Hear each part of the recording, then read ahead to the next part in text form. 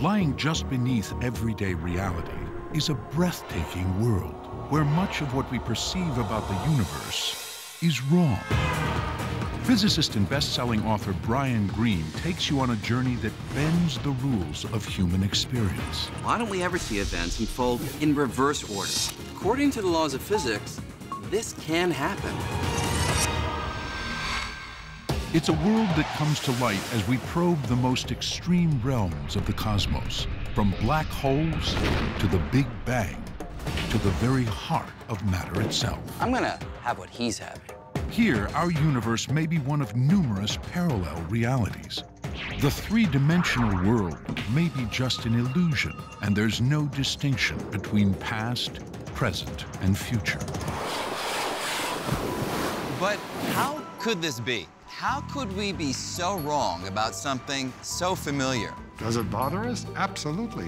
There's no principle built into the laws of nature that say that theoretical physicists have to be happy. It's a game-changing perspective that opens up a whole new world of possibilities. Coming up, What if you took all this stuff away? we're left with empty space. But what seems like nothing is actually teeming with ferocious activity. What is space? It is one of the deepest mysteries in physics. Could its elusive ingredients hold the key to the fate of the universe? The fabric of the cosmos, right now on Nova.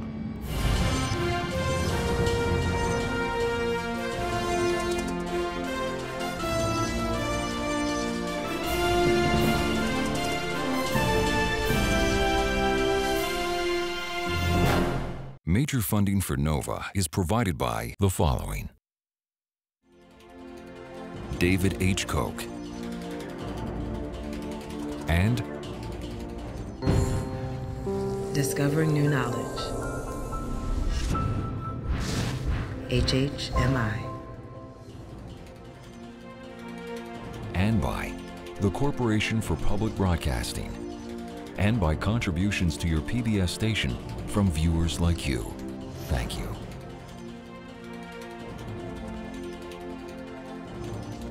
Major funding for the fabric of the cosmos is provided by the National Science Foundation, where discoveries begin.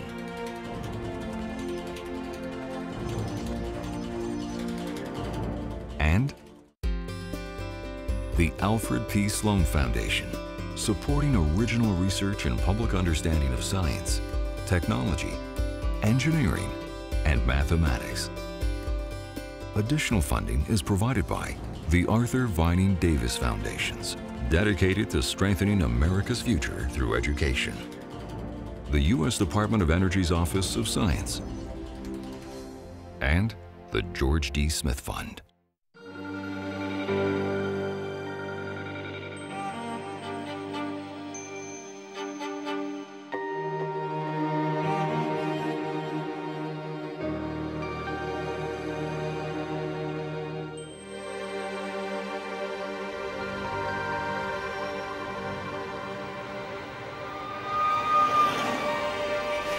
We think of our world as filled with stuff,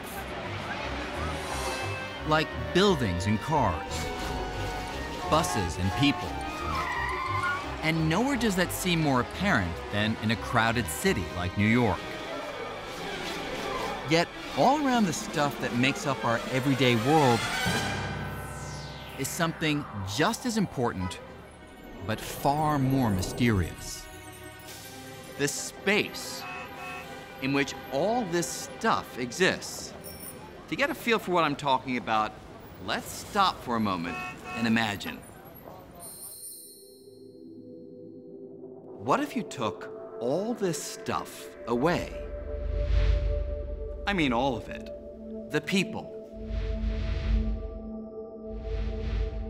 the cars and buildings, and not just the stuff here on Earth, but the Earth itself. What if you took away all the planets, stars, and galaxies, and not just the big stuff, but tiny things down to the very last atoms of gas and dust? What if you took it all away? what would be left? Most of us would say nothing, and we'd be right. But strangely, we'd also be wrong. What's left is empty space, and as it turns out, empty space is not nothing. It's something. Something with hidden characteristics as real as all the stuff in our everyday lives. In fact, space is so real, it can bend. Space can twist. And it can ripple. So real that empty space itself helps shape everything in the world around us and forms the very fabric of the cosmos. Well, you can't understand anything about the world unless you understand space, because that's the world. The world's space with stuff in it. We're not usually very conscious of space, but then again, I tell people fish are probably not conscious of water either. They're in it all the time. Space is not really nothing. It actually has a lot going on inside.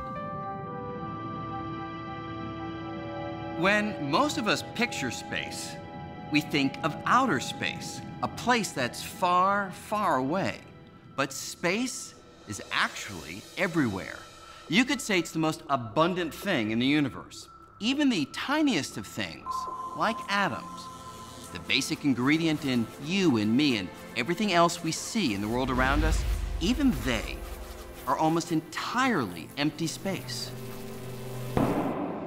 In fact, if you removed all the space inside all the atoms making up the stone, glass, and steel of the Empire State Building, you'd be left with a little lump about the size of a grain of rice, but weighing hundreds of millions of pounds. The rest is only empty space. But what exactly is space? I can show you a picture of Spain, of Napoleon, of my Uncle Harold. But space, it looks like this. Nothing. So how do you make sense of something that looks like nothing? Why is there space rather than no space? Why is space three-dimensional? Why is space big? We have a lot of room to move around in. How come it's not tiny? We have no consensus about these things. What is space? We actually still don't really know. It is one of the deepest mysteries in physics. Fortunately, we're not completely in the dark. We've been gathering clues about space for centuries. Some of the earliest came from thinking about how objects move through space. To get a feel for this, take a look at that skater. As she glides across the rink, she's moving in relation to everything around her, like the ice. And when she goes into a spin, not only can she see that she's spinning, she can also feel it. Because as she spins, she feels her arms pulled outward. But now let's imagine that you could take away all the stuff around her, from the rink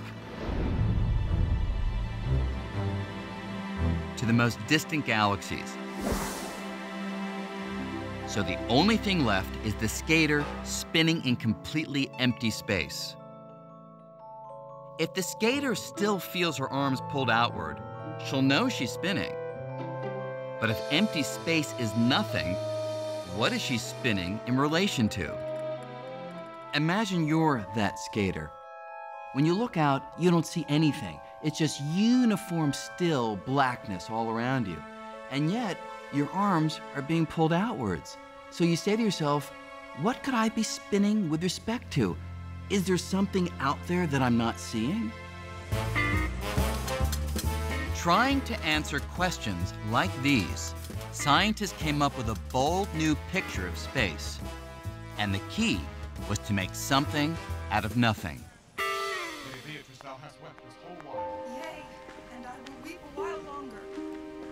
When you go to the theater, you watch the actors. I do confess that I love nothing in the world so well as thee. The scenery, the story. But I protest, I love thee. Well, then, God, forgive me. What offense, sweet Beatrice? But there's something important here that you won't find mentioned in the playbill. Something we hardly ever notice.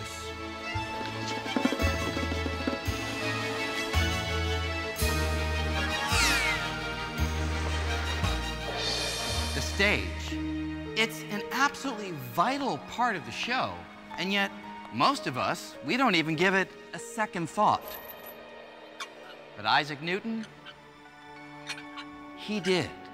This is how the father of modern science pictured space, as an empty stage. To Newton, space was the framework for everything that happens in the cosmos, the arena within which the drama of the universe plays out. And Newton's stage was passive, absolute, eternal, and unchanging. The action couldn't affect the stage, and the stage couldn't affect the action. By picturing space in this way, Newton was able to describe the world as no one had ever done before. His unchanging stage allowed him to understand almost all motion we can see around us, yielding laws that can predict everything from the way apples fall from trees to the path the Earth takes around the sun. These laws work so well that we still use them for the things we do today, from launching satellites to landing airplanes.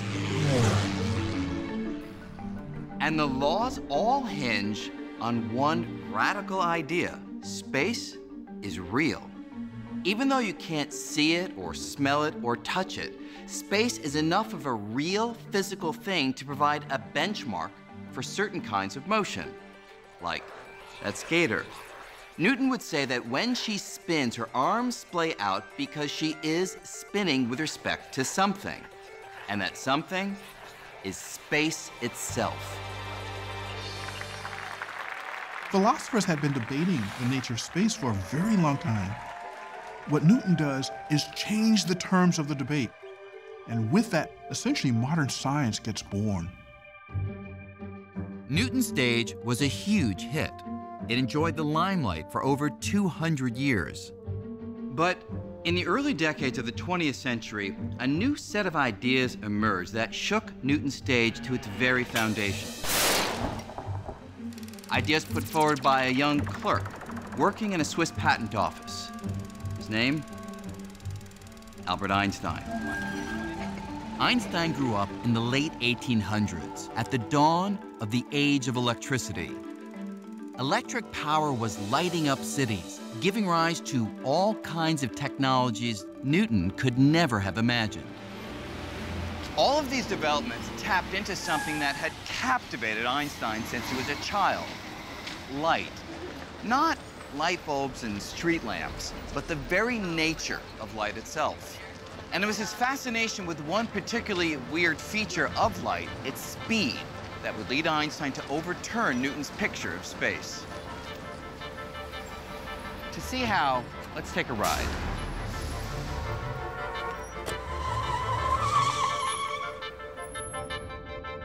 Right now, we're traveling at about 20 miles per hour.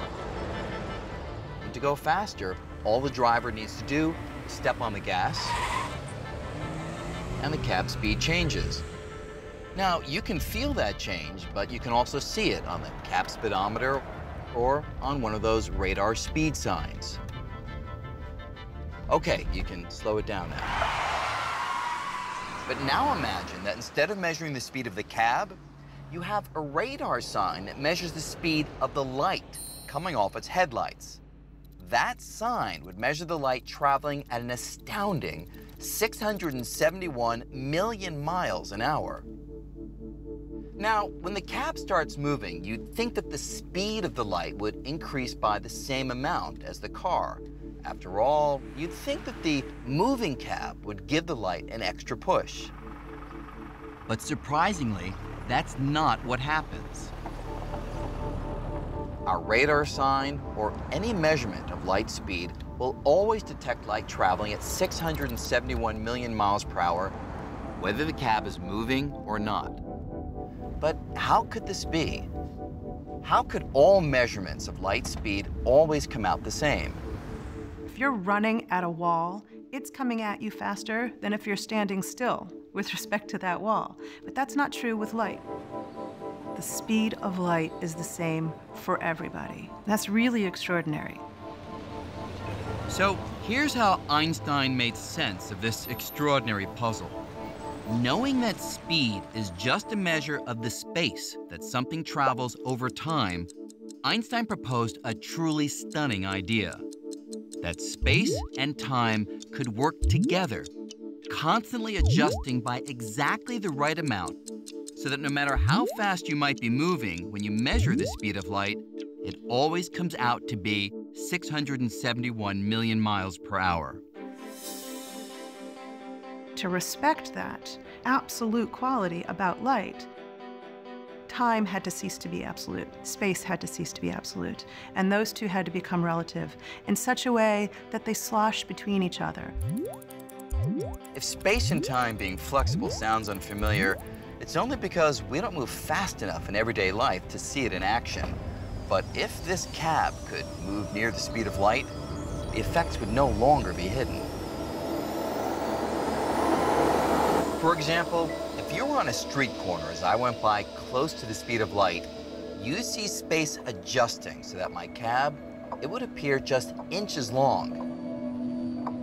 And you'd also hear my watch ticking off time very slowly. But from my perspective, inside the cab, my watch would be ticking normally, and space in here would appear as it always does. But when I look outside the cab, I'd see space wildly adjusting, all to keep the speed of light constant. So with Einstein, time and space are no longer rigid and absolute.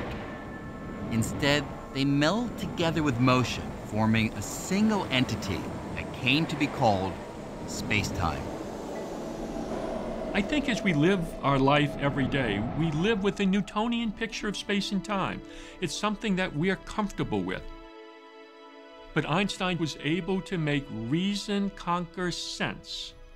And that really was the genius of Einstein.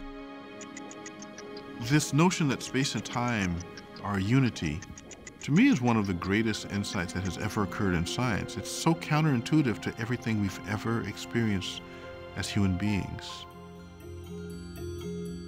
And in the hands of Albert Einstein, this new picture of space would solve a deep mystery having to do with the most familiar force in the cosmos: gravity.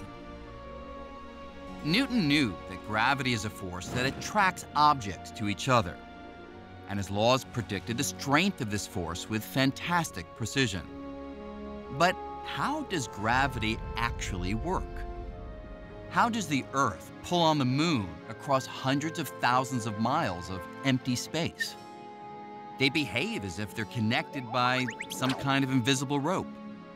But everyone knew that wasn't true. And Newton's laws provided no explanation. Einstein found that no Band-Aid patches would fix Newtonian gravity. He had to invent a mechanism for it. He had to understand it. After puzzling over this problem for more than 10 years, Einstein reached a startling conclusion. The secret to gravity lay in the nature of space-time. It was even more flexible than he had previously realized. It could stretch like an actual fabric. This was a truly radical break from Newton. Think of this table as space-time, and think of these balls as objects in space. Now, if space-time were nice and flat, like the surface of this table, objects would travel in straight lines. But if space is like a fabric that can stretch and bend, well, this may seem a little strange. But watch what happens if I put something heavy on the stretchy space-time fabric.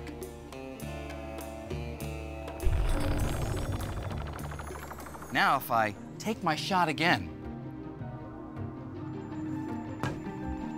the ball travels along an indentation in the fabric that the heavier object creates.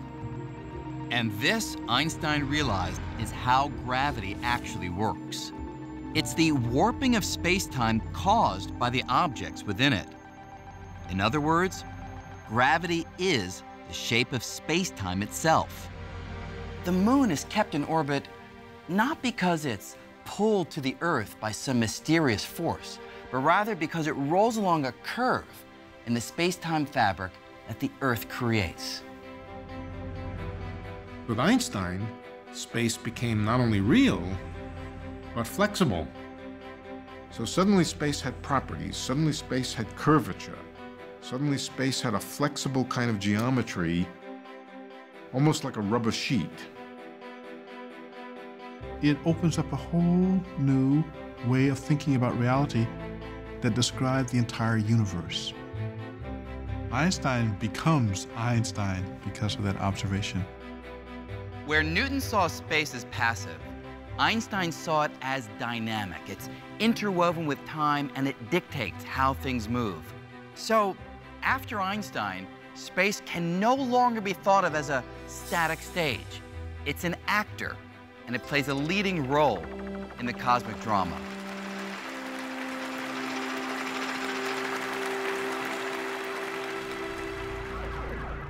Now, it's one thing to think of space as dynamic, active, and flexible like a fabric. But is it really? Is this just a metaphor, or does it actually describe what space is? Well, Einstein's theory predicts that one way to find out would be to take a little journey to the edge of a black hole. Black holes are collapsed stars, massive objects crushed to a fraction of their original size. Gravity around them is so strong that, according to Einstein's math, a spinning black hole can literally drag space along with it, twisting it like an actual piece of cloth. The nearest black hole is trillions of miles away, making it a challenge to test this prediction. But in the late 1950s, a physicist named Leonard Schiff began searching for a way to test Einstein's ideas about space much closer to home.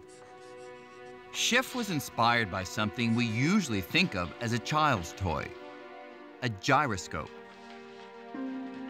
He thought that if space really twists, like a fabric, a gyroscope might allow him to detect it. It was a strange idea, and he chose a strange place to share it with the world. The faculty's swimming pool at Stanford. Here, in 1959, Schiff met with two colleagues, William Fairbank and Bob Cannon. He was excited about an ad he'd seen for a high-tech gyroscope. Though it looked different, it basically worked the same as the child's toy. Then and there, the three decided to launch a device like this into orbit around the Earth.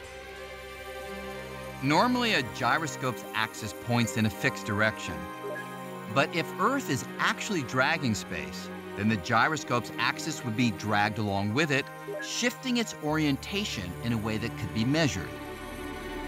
It was a brilliantly simple plan. There was just one problem. Einstein's theories predict that the Earth's rotation twists space by only a tiny amount. An amount so small, it would be like trying to measure the height of a penny from 62 miles away. The team spent more than 2 years trying to figure out how to make such a precise measurement. They finally devised a plan to attach 4 freely floating gyroscopes to a telescope aimed at a distant star. If space twists, then over time, the gyroscopes would no longer point at the star, since they'd get caught up in the swirl of space. And in 1962, they applied to NASA for a grant, requesting around $1 million for what would come to be called Gravity Probe B. Members of the team originally thought the project would take about 3 years. They were just a little optimistic.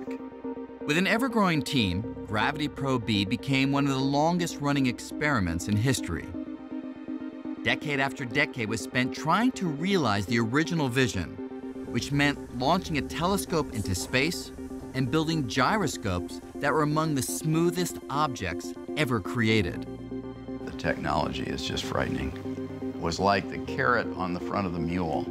It was like it was always 5 to 10 years away when we could do this. And it was 5 to 10 years away for about 35 years.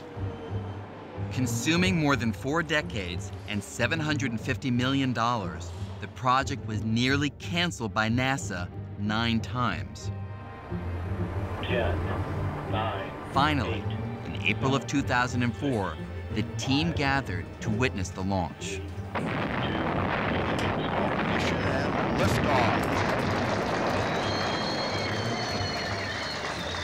Of the 3 men who sat by the pool back in 1959, only one was alive to see it. And there we were, watching. It's a terribly exciting moment in your life. Just a thrilling experience. It was flawless. 10,000 things did not go wrong. For over a year, Gravity Probe B orbited the Earth while the team nervously monitored its every move, trying to see if the Earth would actually twist space. Finally, the data began to trickle in, and there was a problem.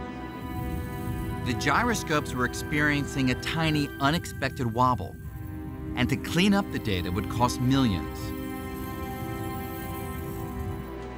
With funds running out, it looked like nearly half a century of work was about to go down the drain.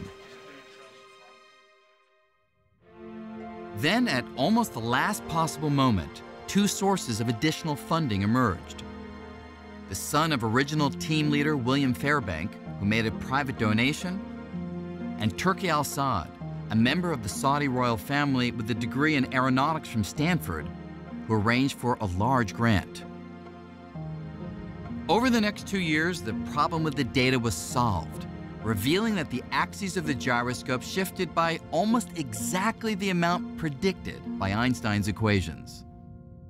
I think it's the first time that you can actually see Einstein's effect, his drift, with the naked eye. This experiment provides the most direct evidence ever found that space is something real, a physical entity like a fabric. After all, if space were nothing, there would be nothing to twist. But at the same time that Albert Einstein was investigating space on the largest of scales, another band of physicists was probing the universe on extremely tiny scales.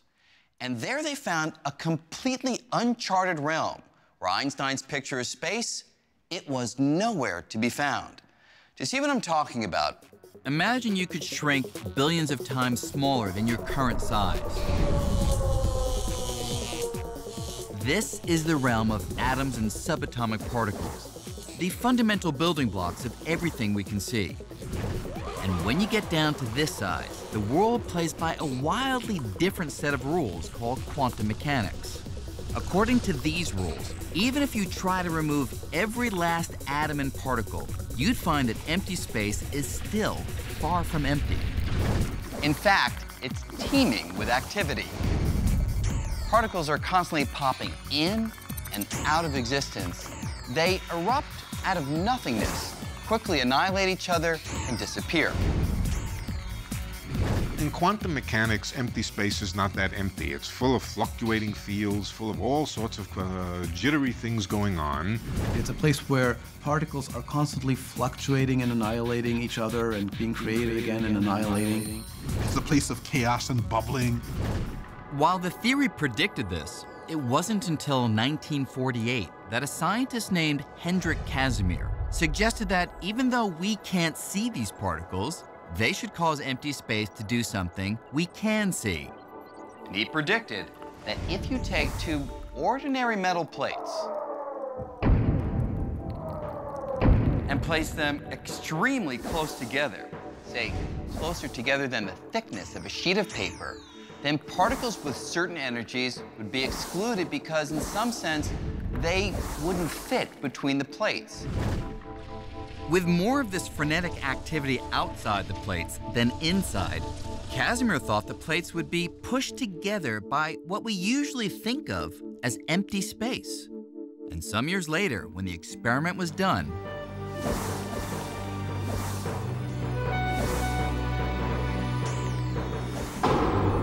Casimir was proven right.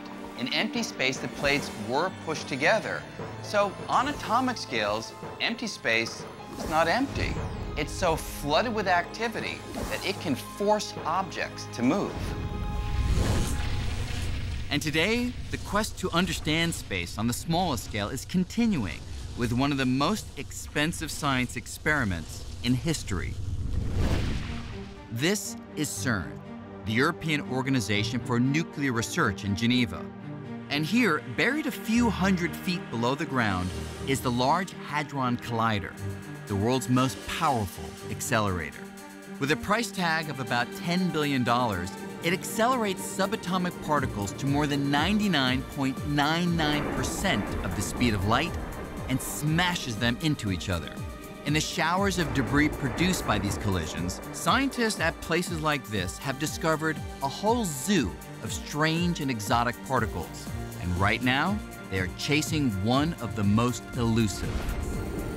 A particle thought to be essential to shaping everything from the atoms in our bodies to the most distant stars. If this particle is found, it will redefine our picture of space and fulfill a quest begun more than 40 years ago. It all started in 1964 when a young English physicist named Peter Higgs suggested something about space that was so radical it nearly ruined him. I was told that I was talking nonsense, that I couldn't be right. So they clearly hadn't understood what I was saying.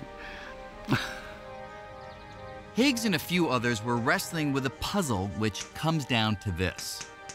The fundamental particles in the universe all contain different amounts of mass, which we usually think of as weight. Without mass, these particles would never combine to form the familiar atoms that make up all the stuff we see in the world around us. But what creates mass? And why do different particles have different masses? Try as they might, no one had been able to answer this perplexing question. Then, one weekend, after a walk outside Edinburgh, Higgs had a peculiar idea. Using mathematics, he imagined space in a new way, as something like an ocean. Particles are immersed in this ocean and gain mass as they move through it. To see how this works, think of a particle's mass like an actor's fame.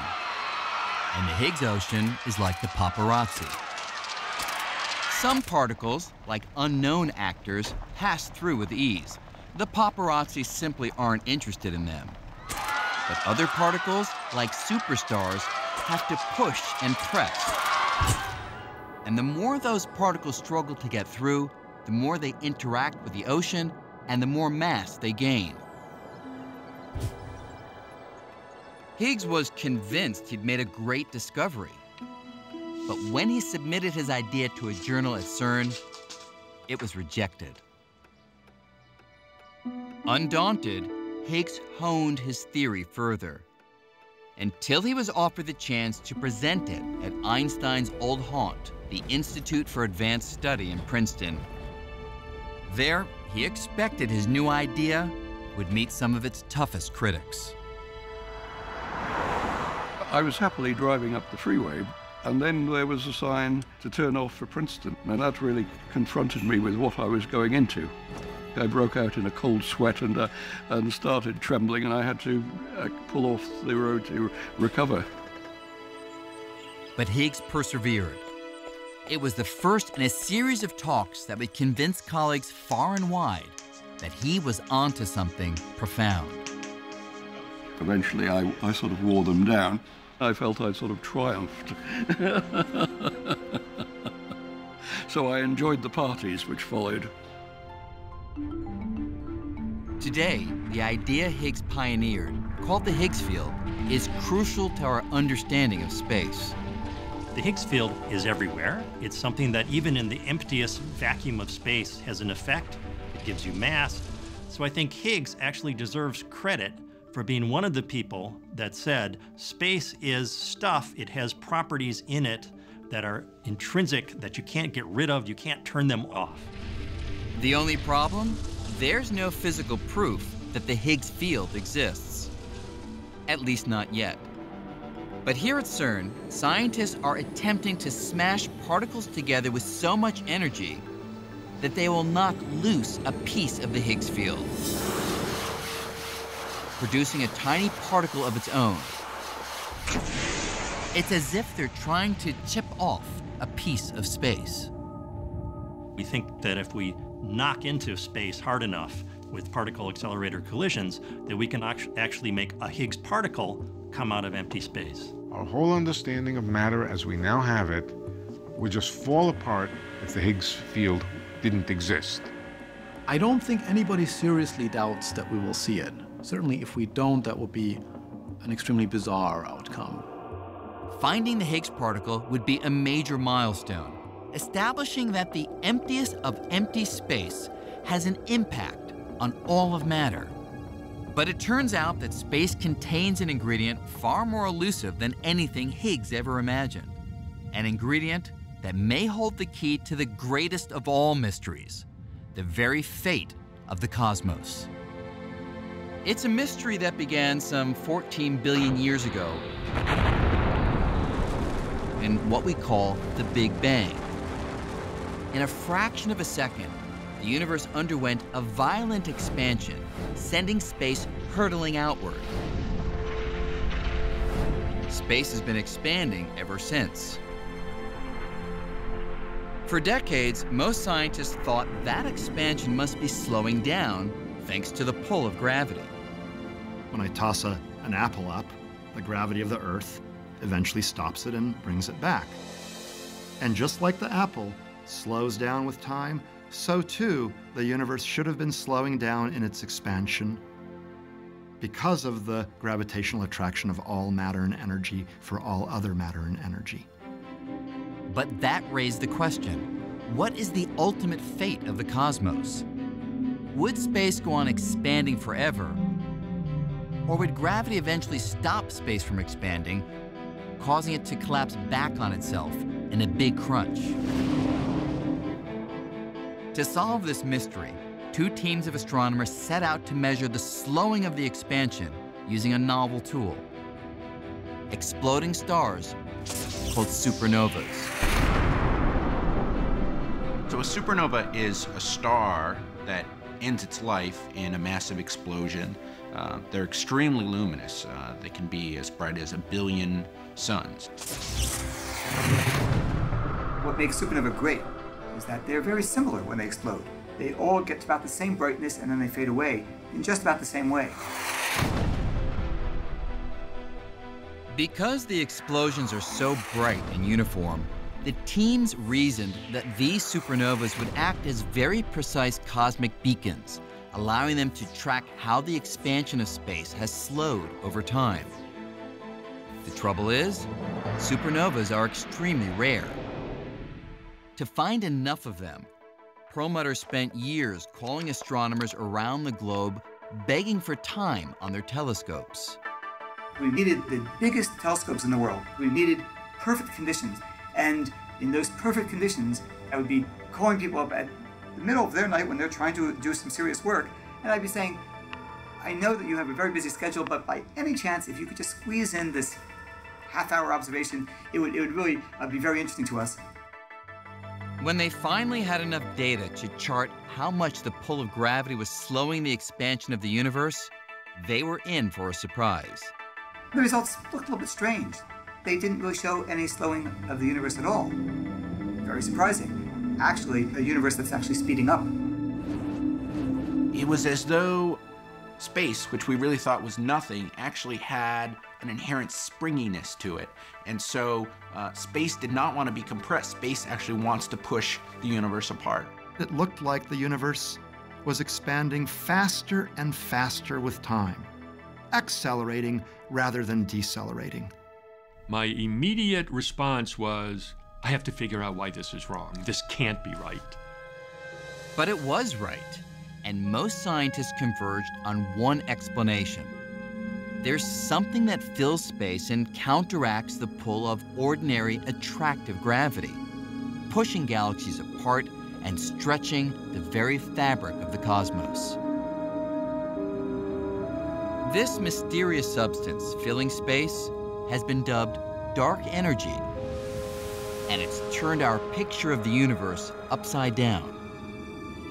Over the largest distances, dark energy dominates the contents of the universe, and we don't know what it is. If you do sort of a survey, a census of all the energy in the universe, dark energy turns out to be about 70% of the universe. And up until a decade ago, nobody imagined such stuff even existed. So in essence, the weight of empty space itself is 70% of the weight of the entire universe. That's roughly the same percentage of Earth's surface that's covered by water. Imagine we didn't know what water is. That's where we stand with dark energy. We're really clueless about how to explain it. We have all of this fancy scientific apparatus of quantum mechanics and relativity and particle physics that we've developed in the last 100 years, and none of that works to explain dark energy. And the discovery of dark energy held another surprise. The idea that the universe contains such an ingredient had actually been cooked up 80 years earlier. I'll let you in on a little secret. Although he didn't call it dark energy, long ago Albert Einstein predicted that space itself could exert a force that would drive galaxies apart.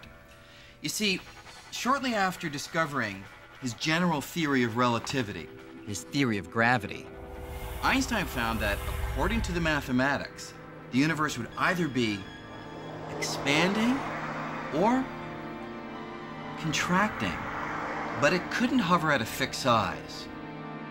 This was puzzling because before they knew about the Big Bang, most scientists, including Einstein, pictured the universe as static, eternal and unchanging. When Einstein's equations suggested an expanding or contracting universe, not the static universe everyone believed in, he had a problem. So Einstein went back to his equations and modified them to allow for a kind of anti-gravity that would infuse space with an outward push, counteracting the usual inward pull of gravity, allowing the universe to stand still. He called the modification the cosmological constant. Adding the cosmological constant rescued his equations. But the truth is, Einstein had no idea if this outward push or anti-gravity really existed. The introduction of the cosmological constant by Einstein was not a very elegant solution to try to find what he was looking for, a stationary universe. It achieves this effect of anti-gravity. It says that gravity sometimes can behave in such a way as not to pull things together, but to push things apart. Like the clash of two titans, the cosmological constant and the pull of ordinary matter could hold the universe in check and keep it static. But about a dozen years later, the astronomer Edwin Hubble discovered the universe is not static. It's expanding due to the explosive force of the Big Bang 14 billion years ago. That meant Einstein's original equations no longer had to be altered. And so suddenly, the need for a cosmological constant went right out the window.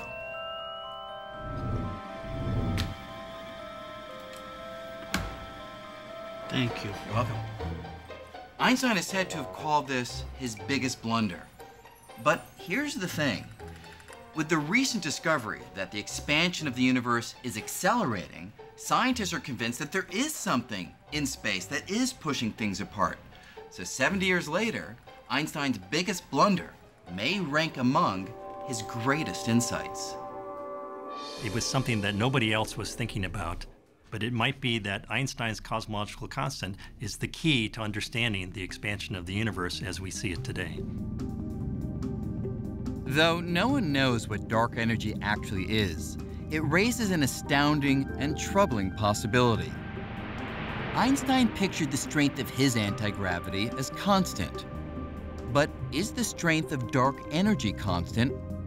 And what if it changes over time?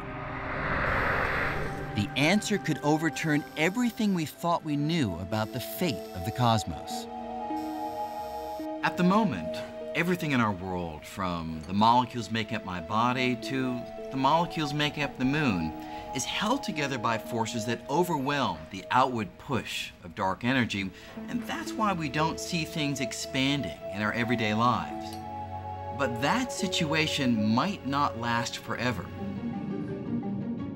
In one scenario, dark energy will continue to push the galaxies farther and farther apart until ultimately they'd be pushed so far apart that the universe would become a cold, dark, and lonely place. In another scenario, the strength of dark energy might increase over time, becoming so strong that it would tear apart everything within the galaxies, from stars to planets to matter of all kind.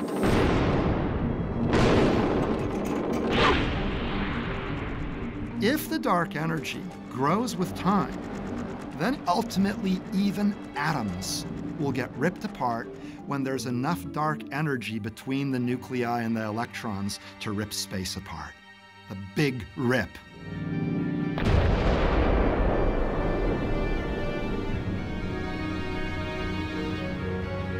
Our picture of space has gone through a remarkable transformation. Back in Newton's time, space was just the container. It didn't do anything at all. Then through Einstein, space begins to affect how objects move. Then with Casimir, literally objects can be pushed by the activity even in empty space. And now through the ideas of Higgs and dark energy, the very expansion of the universe may be coming from the energy of empty space itself. I don't think anybody would have thought that space would have this kind of rich and profound impact on the nature of reality. But as far as we've come, the journey that began with Isaac Newton's picture of space as something like a stage is not yet finished. As we examine the fabric of the cosmos ever more closely, we may well find far more surprises than anyone ever imagined. Take me, for example. I seem real enough, don't I? Well, yes. But surprising new clues are emerging that everything, you and I and even space itself, may actually be a kind of hologram. That is, everything we see and experience, everything we call our familiar three-dimensional reality, may be a projection of information that's stored on a thin, distant, two-dimensional surface. Sort of the way the information for this hologram is stored on this thin piece of plastic. Now, holograms are something we're all familiar with, from the security symbol you find on most credit cards. But the universe is a hologram? That's one of the most drastic revisions to our picture of space and reality ever proposed. And the evidence for it comes from some of the strangest realms of space, black holes. This is a real disconnect, and it's very hard to get your head around. Modern ideas coming from black holes tell us that reality is two-dimensional, that the three-dimensional world, the full-bodied three-dimensional world, is a kind of image of a hologram on the boundary of the region of space. This is a very strange thing. When I was a younger physicist, I would have thought any physicist who said that was absolutely crazy. Here's a way to think about this. Imagine I took my wallet and threw it into a black hole. What would happen? We used to think that since nothing, not even light, can escape the immense gravity of a black hole, my wallet would be lost forever. But it now seems that may not be the whole story. Recently, scientists exploring the math describing black holes made a curious discovery. Even as my wallet disappears into the black hole, a copy of all the information it contains seems to get smeared out and stored on the surface of the black hole, in much the same way that information is stored in a computer. So, in the end, my wallet exists in two places. There's a three-dimensional version that's lost forever inside the black hole, and a two-dimensional version that remains on the surface as information. The information content of all the stuff that fell into that black hole can be expressed entirely in terms of just the outside of the black hole. The idea then is that you can capture what's going on inside the black hole by referring only to the outside. And in theory, I could use the information on the outside of the black hole to reconstruct my wallet. And here's the truly mind-blowing part. Space within a black hole plays by the same rules as space outside a black hole or anywhere else. So if an object inside a black hole can be described by information on the black hole surface, then it might be that everything in the universe, from galaxies and stars to you and me, even space itself, is just a projection of information stored on some distant two-dimensional surface that surrounds us. In other words, what we experience as reality may be something like a hologram. Is the three-dimensional world an illusion in the same sense that a hologram is an illusion? Perhaps. I'm inclined to think yes, that the three-dimensional world is a kind of illusion, and that the ultimate precise reality is the two-dimensional reality at the surface of the universe. This idea is so new that physicists are still struggling to understand it. But if it's right, just as Newton and Einstein completely changed our picture of space, we may be on the verge of an even more dramatic revolution. For something that's such a vital part of our everyday lives, space remains kind of like a familiar stranger. It's all around us, but we're still far from having unmasked its true identity. That may take 100 years, it may take 1,000 years, or it may happen tomorrow. But when we solve that mystery, we'll take a giant step toward fully understanding the fabric of the cosmos.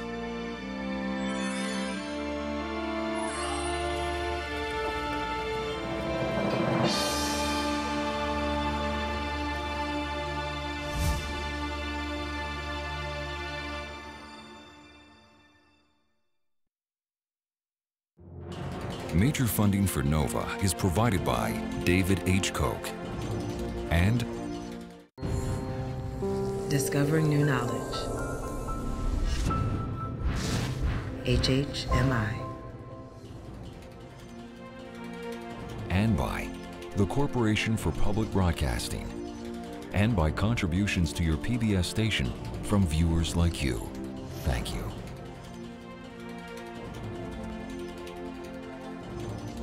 Major funding for the fabric of the cosmos is provided by the National Science Foundation, where discoveries begin.